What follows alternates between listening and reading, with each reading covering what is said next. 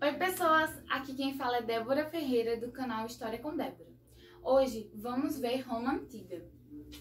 Isso mesmo, Roma Antiga. Vamos ver o seu desenvolvimento, o seu período, que é a monarquia, a república, o império. Vamos ver o declínio desses períodos, dessa forma de governo. E por último, mas não menos importante, vamos ver o que o Enem mais cobra. Então, vamos começar com a formação de Roma. Roma tem duas linhas, da sua formação, que é a linha mitológica e a linha da historiografia. A linha mitológica é que Roma surgiu com dois irmãos, Rômulo e Remo, que eles foram abandonados próximo ao rio Tigre e salvos por uma loba. Você vai ver a imagem aí. E depois um pastor viu, e salvou essas crianças, começou a cuidar e deu-lhe o nome de Rômulo e Remo. Só que depois Rômulo mata seu irmão Remo e funda funda Roma e dá-lhe o nome de Roma, o seu nome. E a historiografia é que Roma surgiu na região da Península Itálica, no Lácio, mas só que havia muitos povos que moravam ali naquela região, que são os povos latinos, etruscos, gregos, sabinos e outros. Mas o povo de origem de Roma é os latinos. Pronto, essa é a formação de Roma e vamos ver o período monárquico, a monarquia. Então, a monarquia, ela começa com o rei, que ele é visto como uma figura divina, uma figura sagrada, pois ele é o chefe militar e religioso, mas ele comanda, ele tem poder de criar leis, manda também, mas só que tem uma diferença, ele é controlado pelo Senado. O Senado é uma instituição muito poderosa em Roma, gente, guardem isso, porque o Senado, ele vai estar no controle em todos os períodos, na monarquia, na república, no império, e ele manda e desmanda, muda de governo, entendeu? Porque aqui o rei tem uma diferença, o rei ele não é por linhagem, o Senado que escolhe o rei, entre eles votam e escolhem o rei. Então o Senado ele tem um poder muito grande em Roma Antiga. Tem também abaixo do Senado a Assembleia das Cúrias, que ratifica, que confirma ou não as decisões do Senado. E agora vamos para a sociedade. A sociedade era dividida entre patrícios, plebe, clientes e escravos. Os patrícios eram a elite, eram o Senado, porque eles eram eles que formavam o Senado, então eles controlavam o Senado, e eles eram os maiores proprietários de terras, então eles eram muito ricos. E a plebe são homens livres, mas não tinham direitos políticos, e eles eram pequenos proprietários de terra. Os patrícios, eles eram formados por chefes de família, as famílias, então a pessoa mais velha da família era o patrício, e o patrício tinha que ser pai, Então ele era o mais velho, o chefe da família, pai e toda a elite, Por isso que vem de pai patrícios. E tinha os clientes. Os clientes eram aqueles que prestavam serviços, como comércio, artesanato, e o comércio em Roma é muito importante, pois Roma está banhada por rios, o mar Mediterrâneo, o rio Tigre. Então, ali na região de Roma, tem muitos rios. Então, o comércio era muito importante para Roma. E tem os escravos. Os escravos eram por dívida ou por derrotas de guerra. Então, aqui, gente, os escravos na monarquia, ele tem um papel muito importante, porque ele é a base econômica do período romano. E ao longo do período, o escravo, ele vai fazer várias funções, não só braçal, mas ele também pode ser escravo como professor, médico, artesão, mas não vai deixar de ser escravo. Porque o escravo aqui não é por questão racial, e sim por questão etnia mesmo, porque Roma vai invadindo aquela região, vai tendo aquela expansão e vai conquistando os povos, e esses povos vai virando escravo. Então não é por questão de raça, e sim por questão da etnia, porque Roma invadiu aquela região e agora aquela região pertence a Roma e agora eles são escravos. Pronto, aí tem o declínio da monarquia. O declínio da monarquia são conflitos políticos entre os patrícios e a plebe.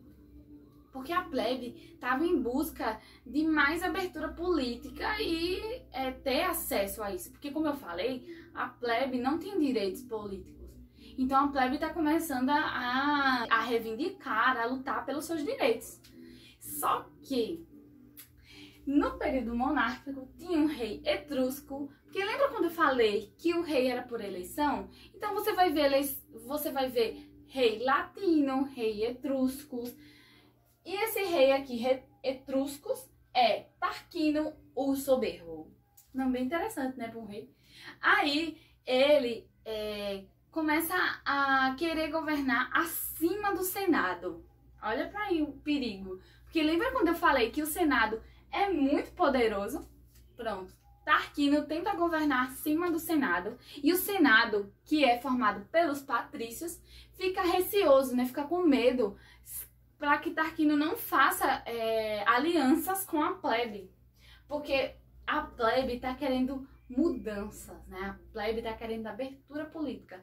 Então o Senado, como vê que Tarquino, o Soberbo, está querendo ficar acima do Senado, está querendo reinar acima do Senado, e tá havendo assim uns tumultos entre a plebe, então ele fica, vou derrubar o poder, né? Vou derrubar esse rei.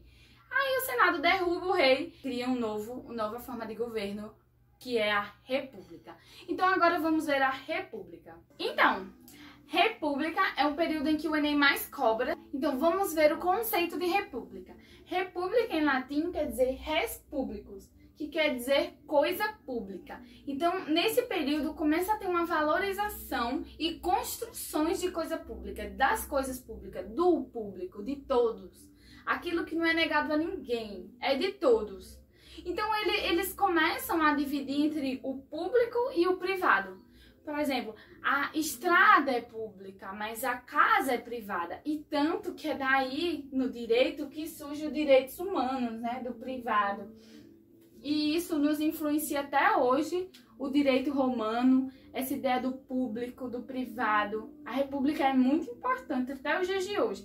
Na República, no período da República, fica caracterizado, né, uma característica muito forte desse período, é a expansão territorial.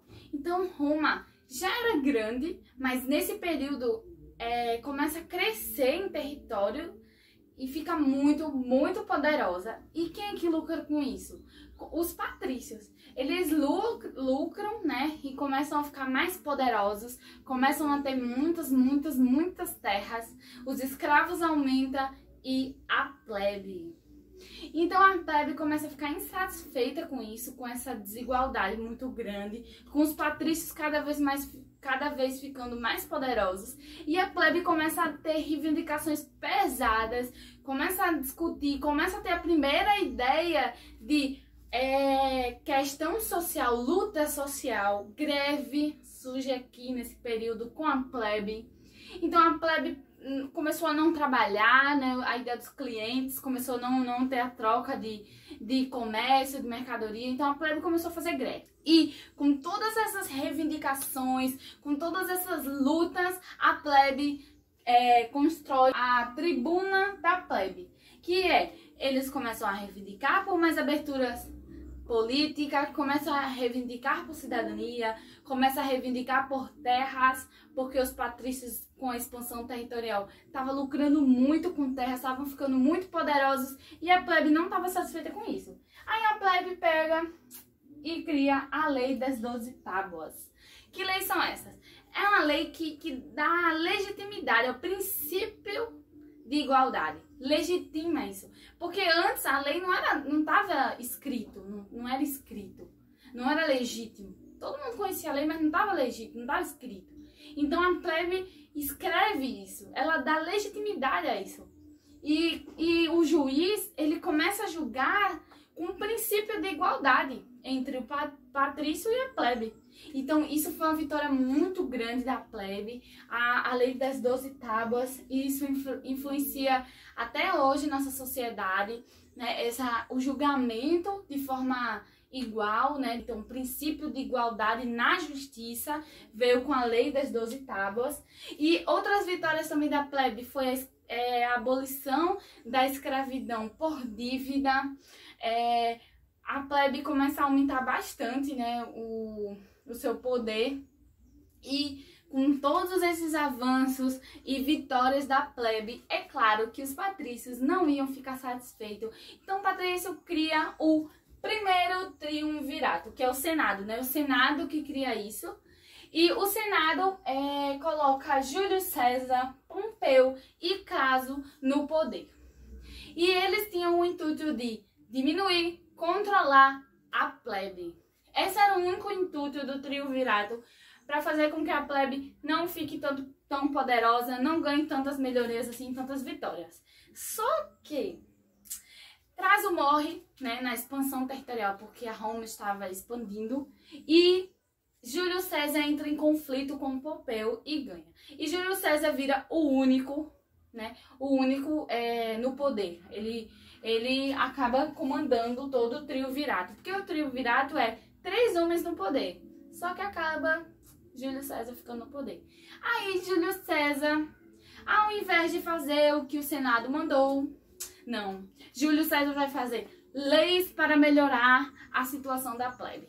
E ele dá cidadania à plebe, ou seja, ele expande, ele aumenta o conceito de cidadania, porque para ele agora, né, com a lei, né, de cidadania para a plebe, é que Roma expandiu aquela região, conquistou, e agora você pode ser um cidadão romano, porque agora essa região não é mais a região que era, agora é uma região romana, porque foi conquistada por Roma. Então o que acontece? A plebe aumenta muito, cresce o número de plebeus, porque Júlio César dá essa oportunidade de cidadania, graças a todos os direitos que a plebe vem buscando das 12 tábuas. Júlio César dá essa abertura de cidadania para a plebe, e o Senado fica com muita raiva mesmo. O Senado fica tipo pistola e pega e mata Júlio César. Eu falei, gente, o Senado é poderoso. Mata Júlio César a facada. Cada senado, cada patrício lá dá uma facada no pobre do Júlio César. E Júlio César morre. E o Senado, com esse mesmo intuito de diminuir o poder da plebe, fazer com que a plebe fique quieta no canto dela, cria outro triunvirato com Otávio, Marco Antônio e Lépido. Aí, esse novo triunvirato tem o mesmo intuito do primeiro triunvirato, que é esse que eu falei, né? Diminuir o poder da plebe. Só que Otávio mata, né, os seus adversários e se intitula também pelo Senado como imperador de Roma. E se proclama Augusto. Augusto não é só um sobrenome, é um título. Ele se coloca como divino. Augusto, ele está dizendo que ele é divino agora. Então, além dele ser imperador, ele dá uma conotação de sagrado. Ele agora é divino. Então, ele fica Otávio Augusto, o imperador de Roma. E é isso que acaba, né, o período da República, e agora é o período do Império, o último período de Roma. Pronto, agora no Império, que agora é Otávio Augusto, o poder, ele concentra o poder nas suas mãos, implementa, né, instala no seu governo a Pax Romana, que é a paz romana, que é uma diminuição na expansão territorial. Ele agora só mantém todo o Império Romano, ele não tem uma expansão que nem ficou caracterizado no período da República.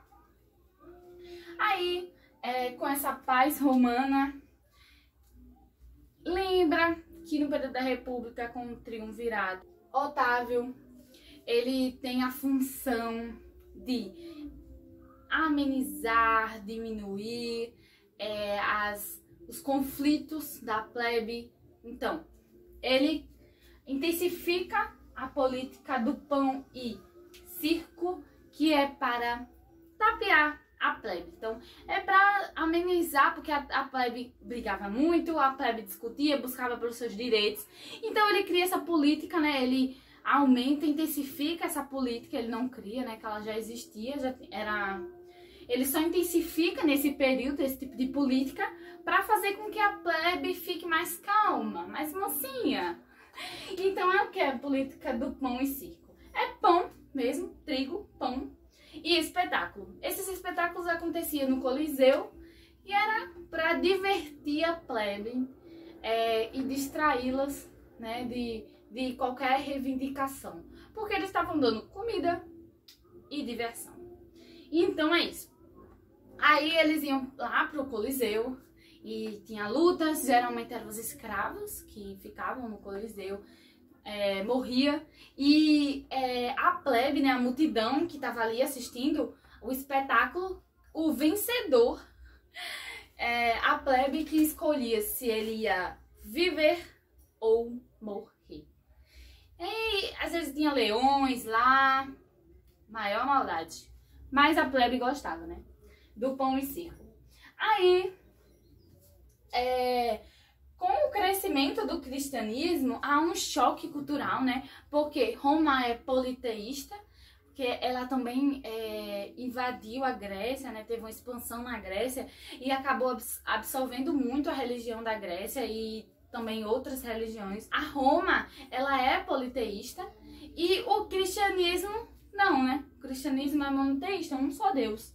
E isso é um choque cultural muito grande, e o cristianismo, os cristãos começam a ser perseguidos pelos romanos, e os cristãos muitas vezes são levados para o Coliseu para distração, né, do pão e circo, e são mortos por leões, gladiadores e tudo mais. Só que em 313 depois de Cristo, os cristãos são proibidos a perseguição como os cristãos, e em 380 depois de Cristo, Roma se converte, né? Ela se torna cristã. Bom, com a diminuição dos escravos por causa da Pax Romana, que foi a diminuição da expansão territorial, então você não estava mais expandindo, estava ali aqueles mesmos territórios, então os escravos diminuíram drasticamente.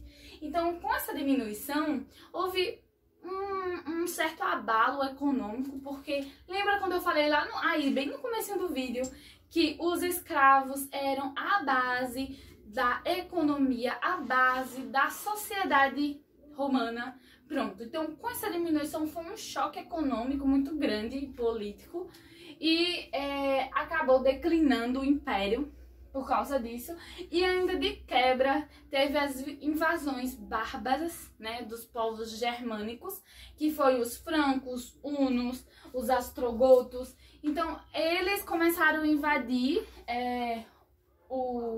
Roma, só que no começo foi pacífico, né? Vários povos eles acabavam se misturando com o exército romano, eles acabavam ali agregando com a cultura, só que depois, com os hunos, acaba tendo uma invasão agressiva mesmo, de saques, destruição, e é aí que acaba o império, o poder romano. Acabando essa aula de hoje, eu peço que vocês se inscrevam no canal, dê seu like, compartilhe esse vídeo, e espero que vocês tenham entendido tudo, e é isso. Muito obrigada!